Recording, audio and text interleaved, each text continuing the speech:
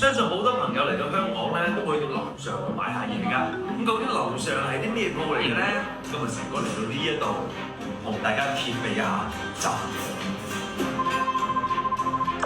其實香港樓上係一個品牌，因為店鋪唔喺地下，而得到樓上呢個名咯。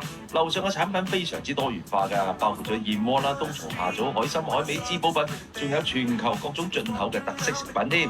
究竟入嚟呢度有啲咩好嘢咧？成哥帶你去睇睇。中唔中意食鹹魚先？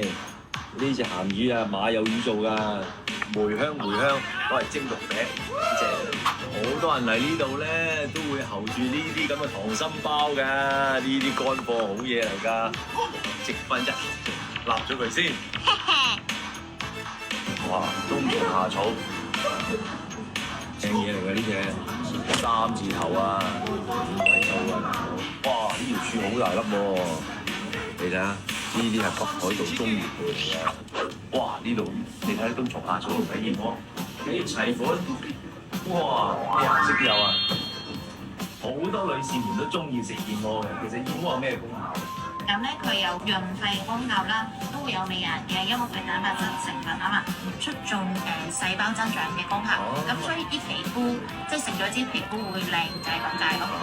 嗱，聽到未啊？女仔食咗真係會變靚㗎。